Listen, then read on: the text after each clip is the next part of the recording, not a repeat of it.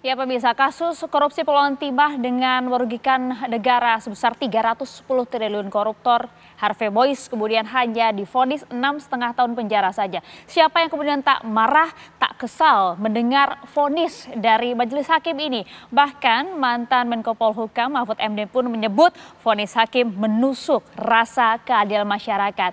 Hingga hari ini pun masih ramai di media sosial. Banyak sekali netizen plus 62 yang kemudian juga membahas vonis hakim ini. Mereka kemudian bahkan mengucapkan turut berduka cita atas vonis hakim terhadap Harvey Mois yang hanya memvonis 6,5 tahun penjara. Akankah kemudian vonis ini adil dan juga sepadan menurut Anda? Dan juga kita akan tanyakan kepada sejumlah narasumber kami karena informasi terakhir bahwa Jaksa penuntut umum pun akhirnya banding dengan vonis dari majelis hakim. Kita coba akan bahas hari ini bersama dengan sejumlah narasumber. Sudah hadir bersama kami ada Pak Hasbiallah Ilyas, Komisi 3 DPR RI. Selamat malam Pak Hasbi. Mbak Maria. Dan juga sudah bergabung bersama kami ada Mas Heri Firmansyah, pakar hukum pidana Untar. Selamat pagi Mas. Selamat malam Mas. Selamat malam. Assalamualaikum Mbak Maria. Waalaikumsalam warahmatullahi wabarakatuh. Dan juga sudah bergabung bersama kami melalui sambungan Zoom ada Pak Sutikno, Direktur Penuntutan Jampitsus Kejaksaan Agung Republik Indonesia. Selamat malam Pak Sutikno. Ya, selamat malam Mbak. Ya, selamat malam Pak Sutikno. Pertanyaannya begini, usai kemarin sempat menyatakan pikir-pikir akan banding atau tidak dan akhirnya kemudian mengungkapkan diputuskan akan banding terhadap vonis dari majelis hakim. Mengapa kemudian hal ini dilakukan? Apakah kemudian vonis yang disampaikan oleh majelis hakim dianggap menusuk rasa keadilan JPU atau bagaimana? Ya, terima kasih ya. Di kesempatan ini mungkin saya sampaikan utuh semuanya. Perkara tata kelola niaga timah ini jumlah pelaku tindak pidana yang kita sidangkan yang sudah sampai hari ini sudah 13 yang ada vonisnya, masih ada 4 lagi nanti hari Senin yang akan divonis. Jadi total semuanya 17. Putusan perkara pada saat sidang perkara atas nama terdakwa Harvey Mois dan teman-teman, saat itu memang jaksa penuntut umum menyatakan pikir-pikir.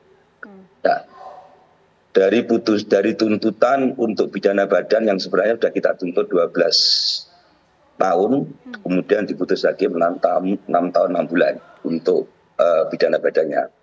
Kemudian untuk uang penggantinya ini ada 210, itu memang sesuai dengan apa yang kita tuntutkan memang, karena sesuai fakta di persidangan yang dinikmati oleh yang bersangkutan adalah senilai itu.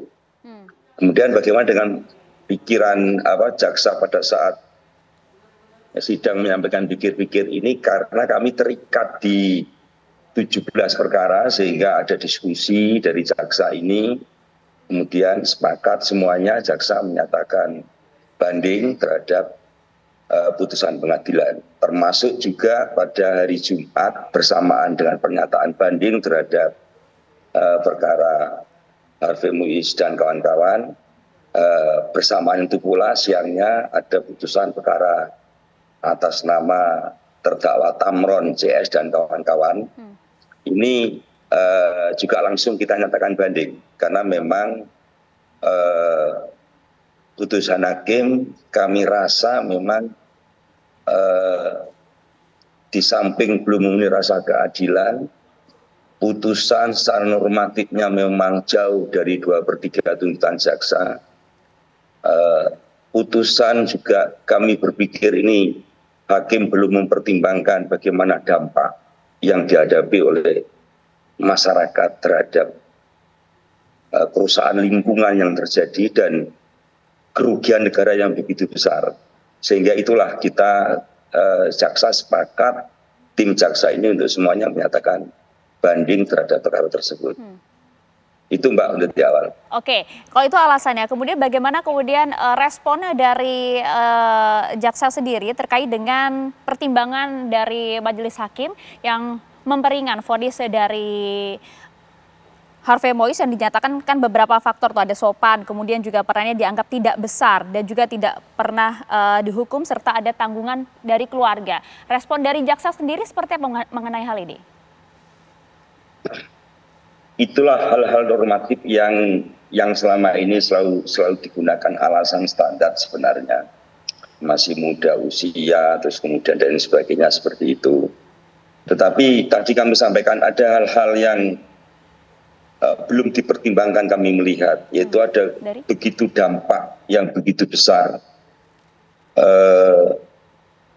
yang dirasakan oleh masyarakat, terutama masyarakat yang ada di sekitar tambang ini sendiri di Bangka Belitung sana, yaitu adanya kerusakan alam yang maha dahsyat sebenarnya. Itulah yang kemudian kita nyatakan banding, Mbak. Oke, dampak yang begitu besar yang kemudian harus menjadi pertimbangan dari Majelis Hakim sebenarnya ya. Saya mau ke Pak Hasbi. Pak Hasbi, akhirnya seperti yang Anda sampaikan ini belum final kemarin putusan dari Majelis Hakim. Akhirnya juga banding juga ini dari pihak jaksa, Pak Hasbi. Menurut saya begini, MUIS ini memang kalau kita melihat, saya tetap menghormati keputusan hakim. Kita hidup bernegara, DPR juga termasuk yang membuat undang-undang. Kita menghormati keputusan hakim dan ini menurut saya ini keputusan yang belum final.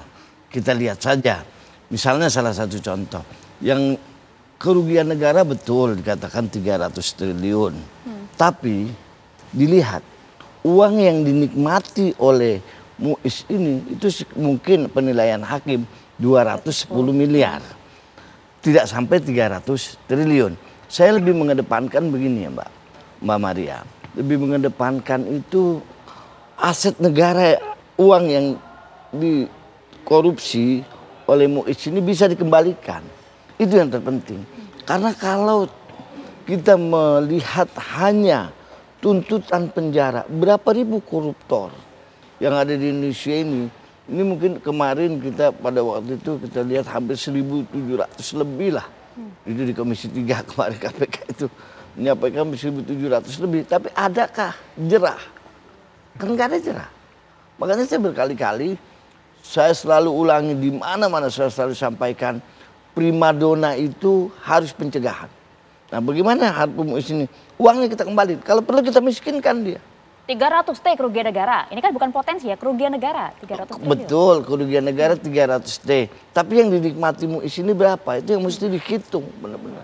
Wah, penilaian hakim mungkin yang dihitung oleh hakim itu sekitar 210 miliar.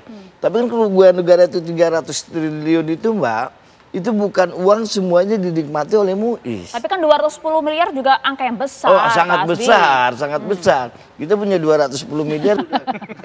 Udah tidur aja, udah tidur. Sangat besar kali itu. Sangat besar. Nah dalam artian begini Mbak, 300 triliun itu misalnya ekosistem yang rusak akibat tambang ilegal ini, itu kan dihitung. Itu kan tidak dinikmati oleh MUIS. Dan menurut saya, bagaimana MUIS ini kita miskinkan. Jangan kita hanya berfokus masuk penjara sekian tahun. Ada yang sudah sekian tahun kok. Ada yang 15 tahun. Apa dia jerah? Enggak. Apakah jerah yang lainnya tidak akan melakukan korupsi? Tidak. Kalau saya yakin, kalau dimiskinkan, ini efek jerah yang sangat dahsyat menurut saya. Oke. Itu, Mbak. Mungkinkah Mas Heri? Mungkin dalam dimiskinkan dengan kemudian kalau kita lihat kerugian negara mencapai 300 triliun rupiah. Ya menurut saya begini, ketika kita hanya melihat dari, benar sih, tidak hanya melihat dari kerugian, tapi kan kita bermain dari aturan Mbak Maria ya, bahwa ada aturan-aturan main dalam konteks ini adalah Undang-Undang 31 tahun 1999 di pasal 18 tentang pidana pengganti denda di situ ya, mana kemudian ada pedoman pemidanaan untuk ketentuan pasal 2 dan pasal 3 Undang-Undang Tipikor. Di Perma nomor 1 tahun 2020. Saya rasa ini agak kontradiktif. Kalau saya tidak salah mencatat Mbak Maria, di Perma 1 2020 itu sudah clean and clear kok. Jelas disampaikan bahwa dalam poin konteks bahwa dia ini dianggap sebagai tindak pidana korupsi yang berat ketika kerugian negara di atas angka 100 miliar rupiah. Kalau kita berfokus pada kasus ini kan 210 miliar, tetap dianggap berat ini.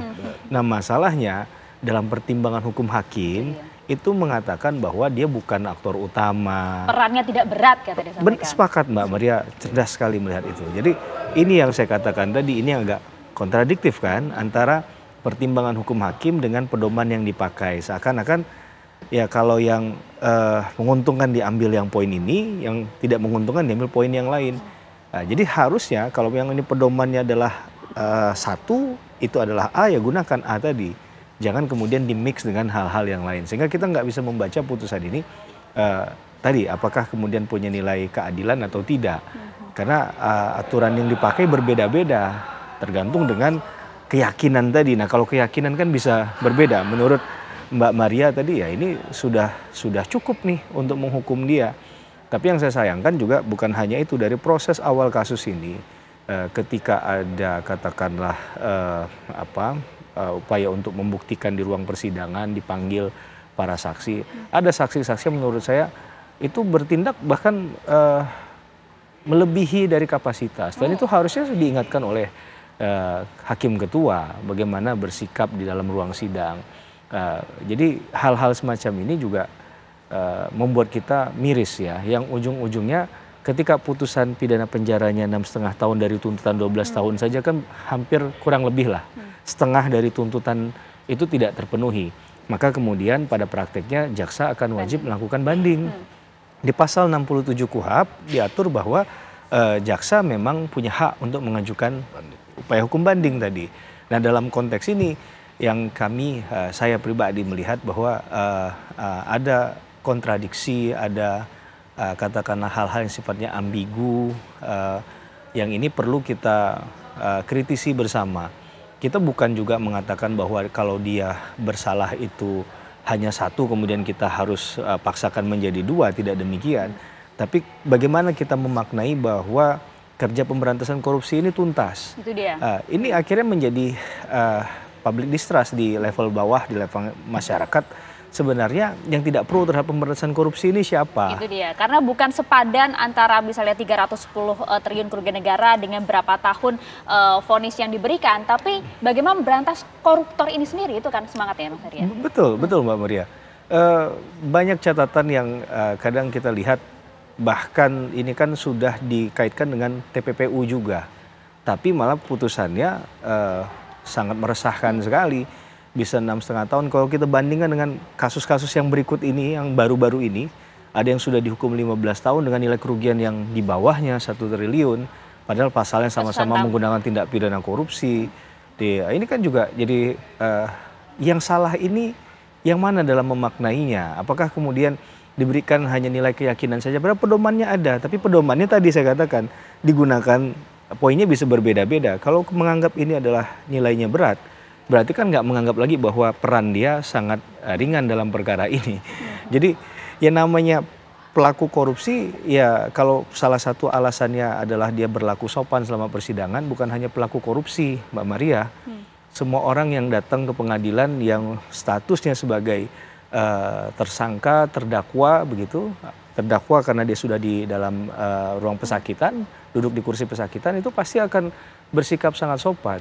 Nah pertanyaannya adalah apakah tindakan dia mengkorupsi ini juga hal yang bisa dianggap sopan atau tidak? Kan Nah gitu. itu dia, itu yang juga nanti akan kita tanyakan. Apakah kemudian pertimbangan sopan oleh majelis hakim dengan kerugian negara yang dikerup mencapai 310 triliun. Apakah ini sepadan Pak Sutikno? Dijawabnya nanti, usai jeda saat lagi. Tetaplah bersama kami di Apa Kabar Indonesia Malam.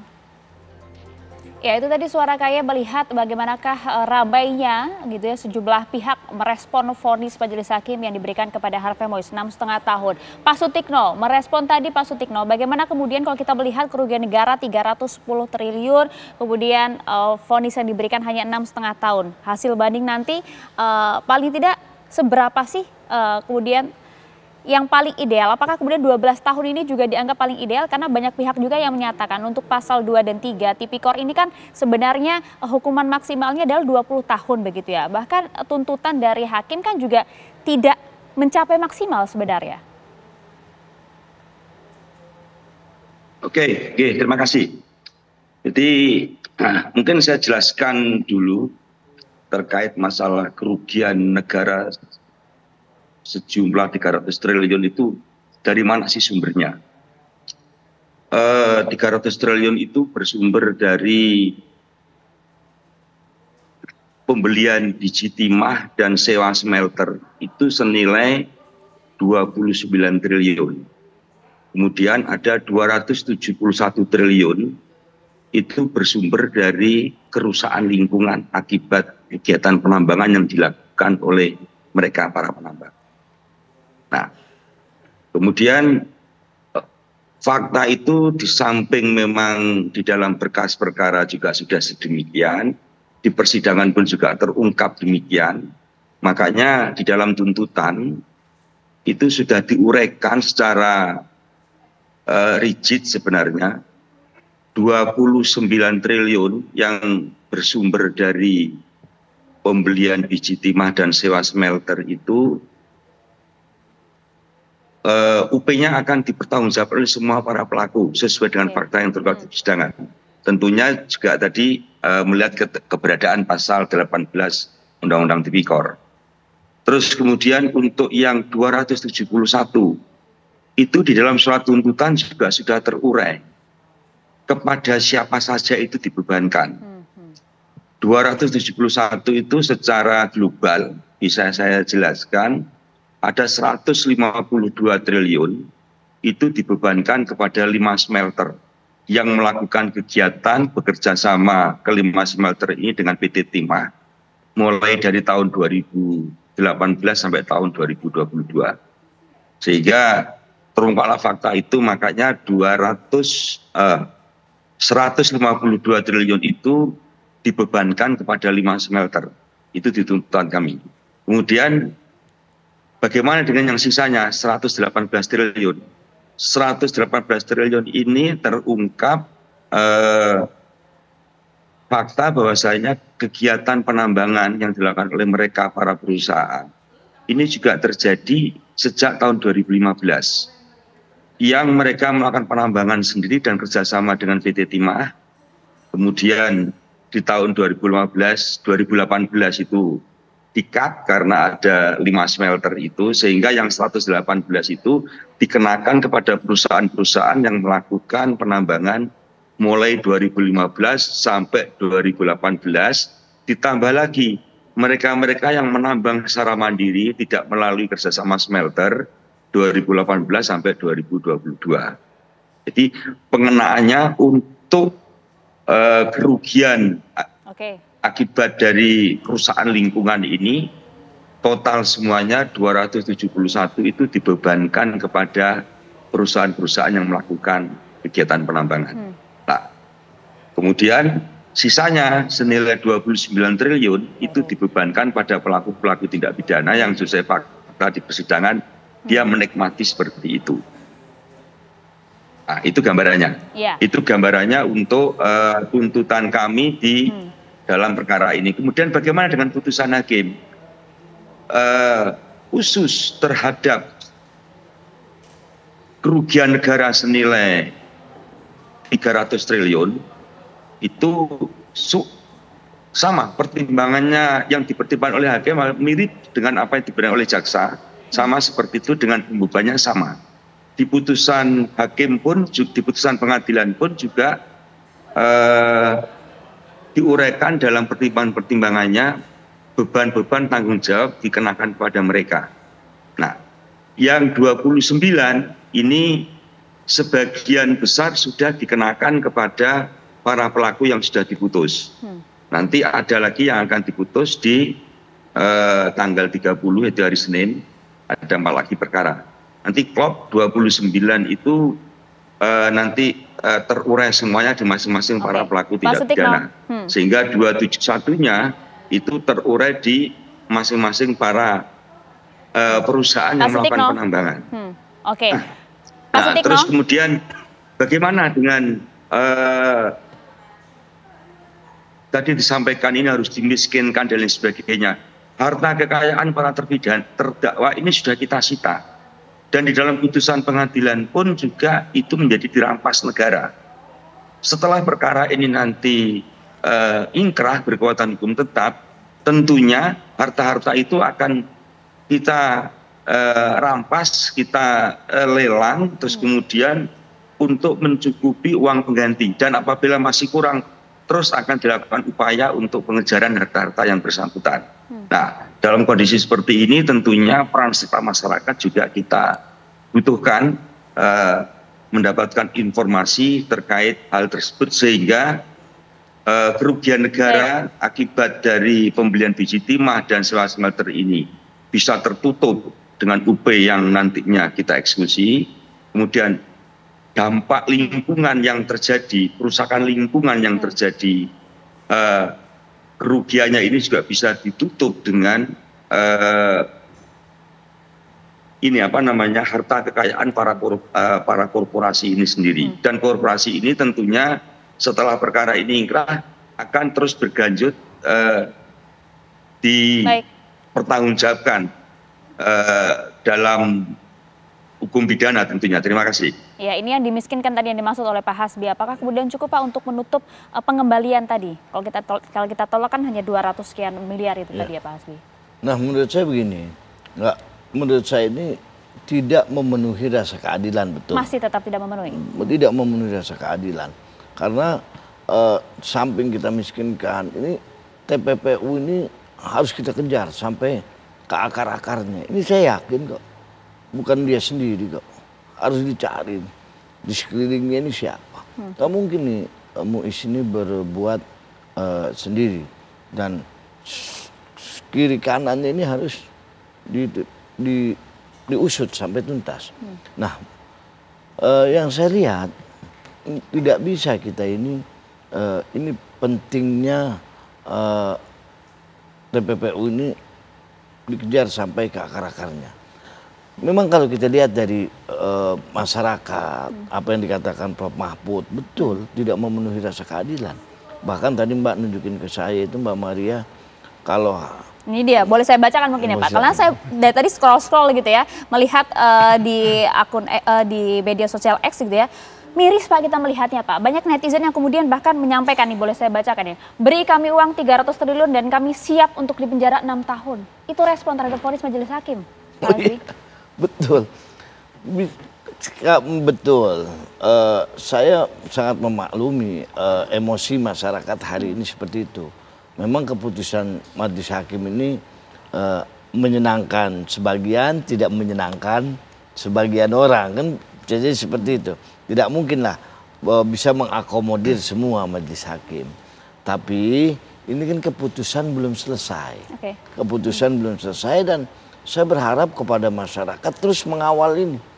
Karena jangan sampai keputusan ini tidak bagus, keputusan ini tidak sesuai dengan yang kita inginkan bersama. Kalau tidak viral kan seperti itu. Ya jangan sampai kemudian viral baru diangkat lagi. Ini yang yang saya sangat ironis. Hukum ini seperti ini.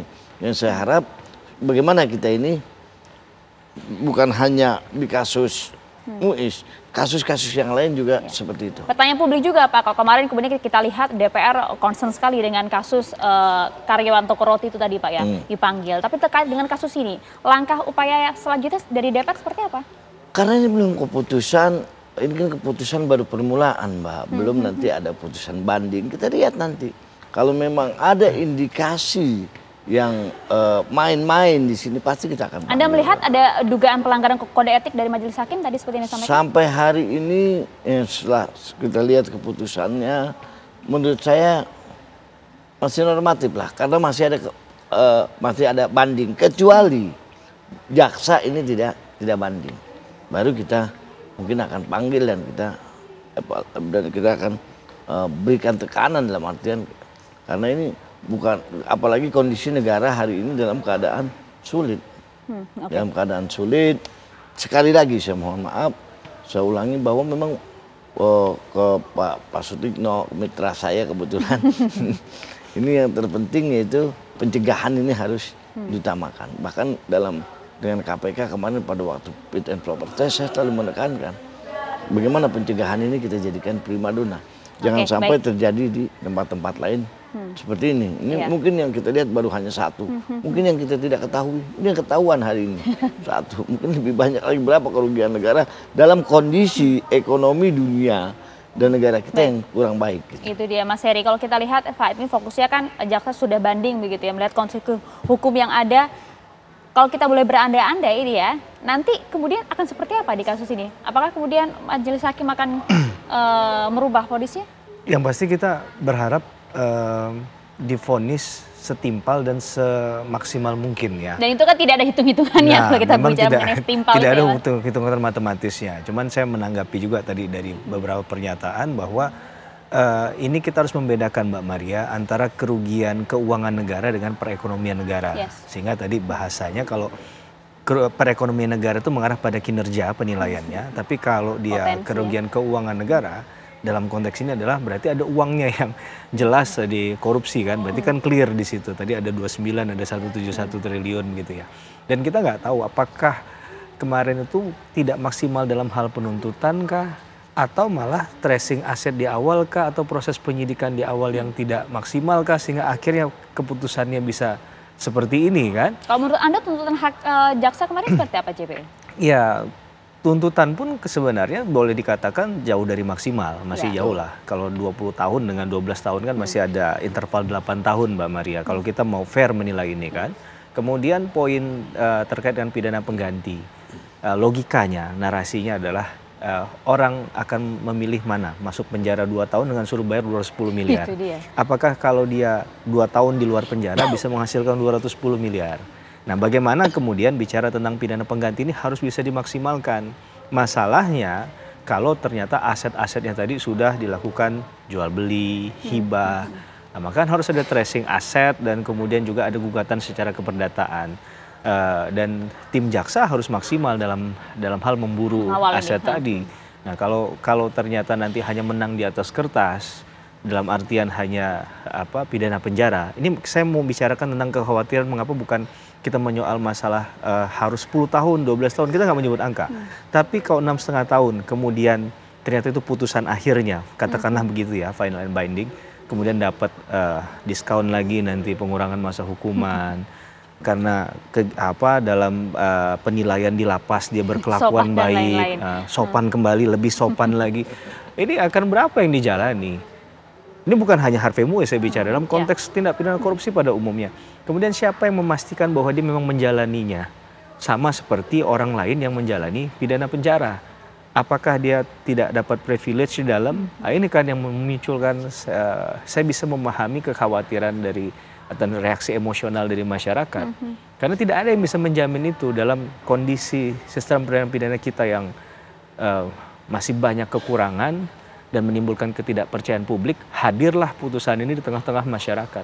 Siapa yang mengatakan ini tidak melukai tadi? Nah, ini yang saya sampaikan tadi, bahwa dalam konteks ini harusnya kalau ini bicara pro pemberantasan korupsi, pidana penjara dengan pidana penggantinya harusnya diperhatikan dong. Tidak hanya fokus kepada penjaranya saja, itu yang menjadi perhatian dari betul sekali. Karena ya sekali lagi tadi, kalaupun mau tracing aset, kalaupun aset yang ingin dikembalikan, harus ada upaya-upaya kembali yang dilakukan untuk memaksimalkan itu semua.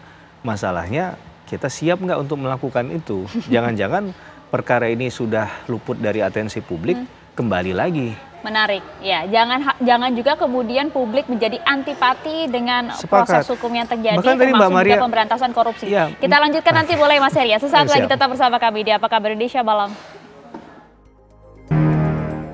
Ya, seperti pembahasan kita tadi ya, bahwa selepas terpidana koruptor 300 triliun Harvey Muiz kemudian mendapatkan vonis hanya 6,5 tahun penjara saja, lini masa di media sosial pemirsa ini kemudian juga ramai gerakan rela dihukum demi uang besar. Ini yang membuat kita semua miris, di mana fenomena satir itu pun kemudian dinilai terjadi karena ada rasa keadilan yang kemudian diusik di tengah kebijakan politik saat ini.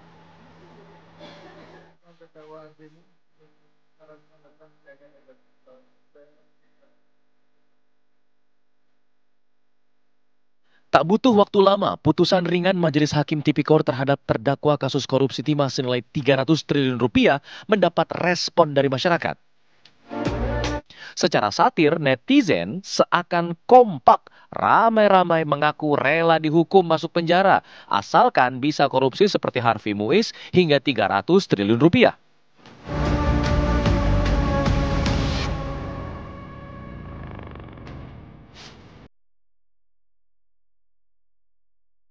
Tak sedikit yang menuliskan narasi siap dipenjara demi uang besar. Truth, I wanna shelter you, but with the Salah satu akun warganet bahkan menjabarkan turunan nilai uang korupsi dibandingkan dengan jumlah hukuman penjara. Adalah promo akhir tahun daftar harga korupsi beserta hukuman penjaranya. Kalau Anda korupsi 300 triliun, Anda akan dihukum 6,5 tahun. Kalau ini dirasa terlalu berat, Anda bisa ambil promo-promo maling di bawahnya ya. Paling ringan Anda korupsi 4,6 triliun dihukum selama 1 bulan saja. Akun netizen tadi satu dari sekian banyak yang menyindir putusan ringan bagi koruptor dengan nilai fantastis. Tak terkecuali mantan mentalis dan YouTuber papan atas, Deddy Corbuzier. Gue punya pertanyaan ya. Seandainya lu merugikan uang negara ratusan triliun, itu udah pastilah kalau merugikan uang negara ratusan triliun, setidak-tidaknya yang masuk ke diri lu sendiri paling dikit 5 triliun aja ada lah gitu ya. Anggaplah 5 triliun gitu. So, let's change it. Lu dapat uang 5 triliun. Oke? Dengan resiko di penjara 6,5 tahun. Mau nggak lu ambil? Pertanyaan Deddy itu bisa dianggap sebagai pertanyaan publik kebanyakan yang tergambar lewat sindiran satir di media sosial mereka. Pengamat politik Henry Satrio menjelaskan fenomena semacam itu terjadi karena ada rasa keadilan yang terusik di tengah kebijakan politik saat ini yang berdampak pada masyarakat. Reaksi-reaksi masyarakat terhadap kasus korupsi 300 triliun yang hanya kemudian dihukum hanya 6,5 tahun penjara itu membuat masyarakat naik pitam. Kenapa? Karena dirasakan tidak ada keadilan di sana karena merugikan negara begitu besar 300 triliun. Sementara masyarakat harus mengikuti kebijakan pemerintah yang akan menyesuaikan tarif pajak menjadi 12%. Bahkan banyak yang bersuara bersedia untuk korupsi 300 triliun atau bersedia untuk juga ikut korupsi demi mendapatkan uang dan hanya dihukum penjara sebentar menurut mereka. Nah, kemudian hal ini juga memicu gerakan-gerakan lain seperti misalnya ada gerakan Mari Korupsi ya, sebuah gerakan yang sangat negatif, tapi hal ini dilakukan untuk dalam rangka menuntut keadilan, memenuhi rasa keadilan sosial, kemudian pemerintah secara keseluruhan bisa mengambil peran penting dalam upaya memberikan keadilan dan mengurangi kemiskinan bagi rakyat Indonesia. Sepatutnya sorotan publik pada para lembaga penegak hukum yang tengah dinilai mencederai masyarakat ini bisa dijadikan momentum untuk memperbaiki sistem hukum di negeri ini. Tim TV One mengabarkan.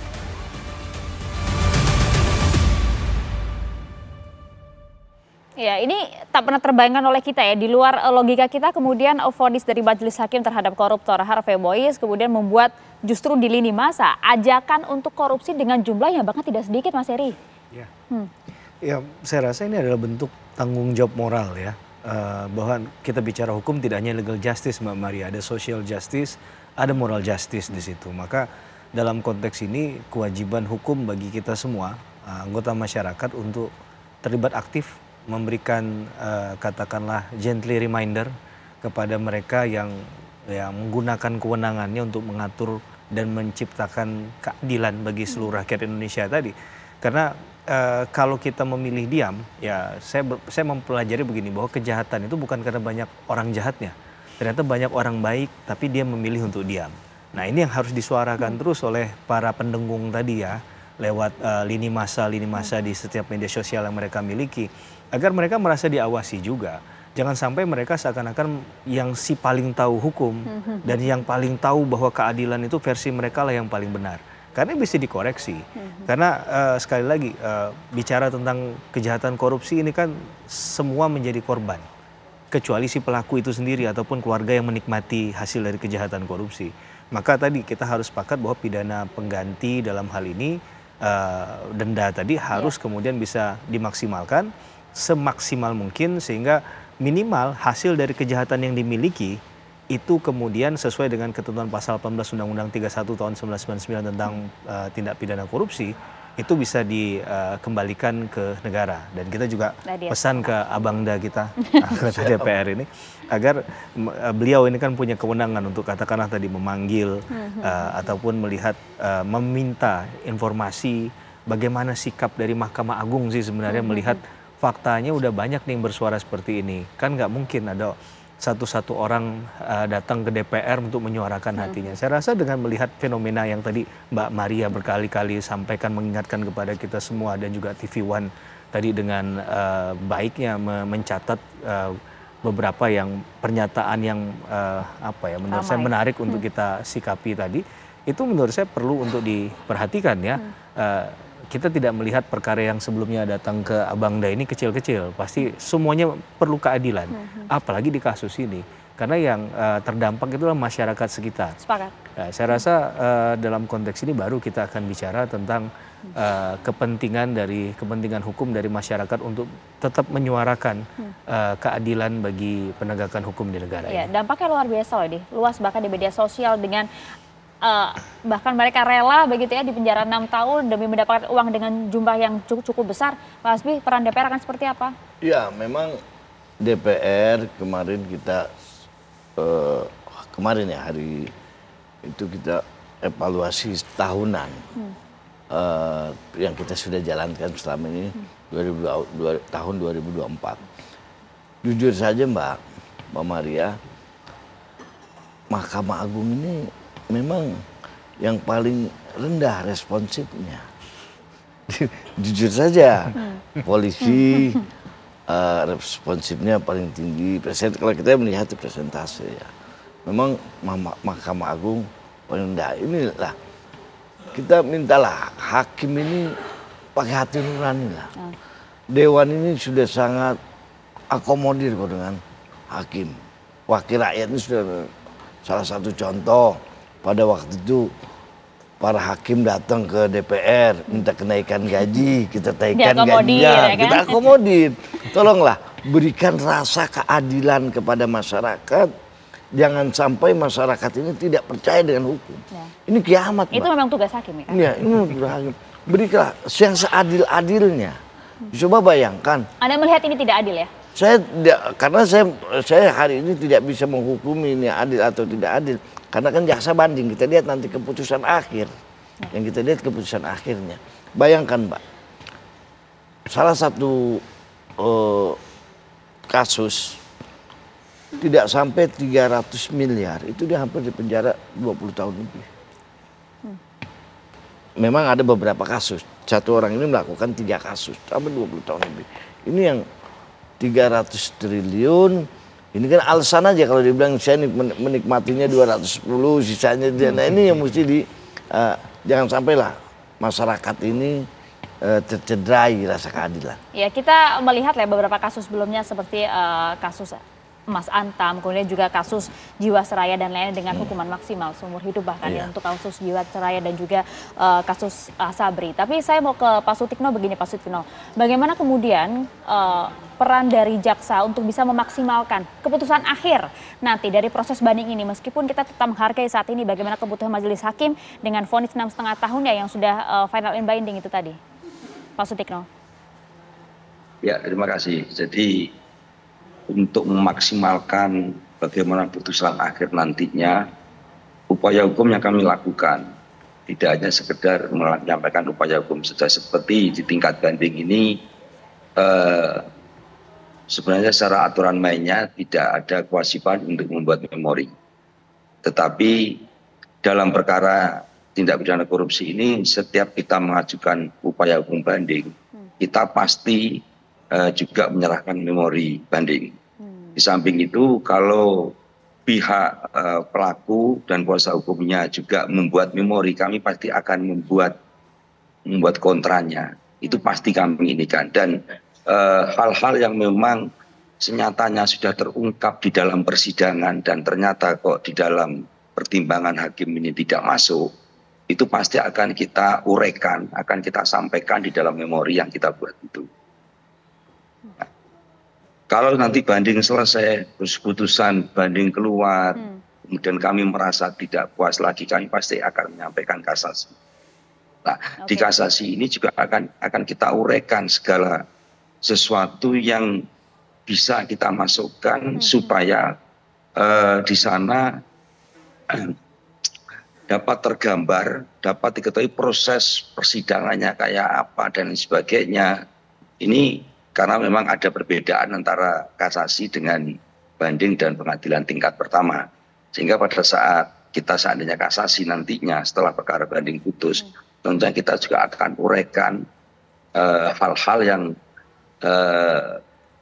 kita inginkan itu bisa menjadi bagian daripada hasil nanti ya.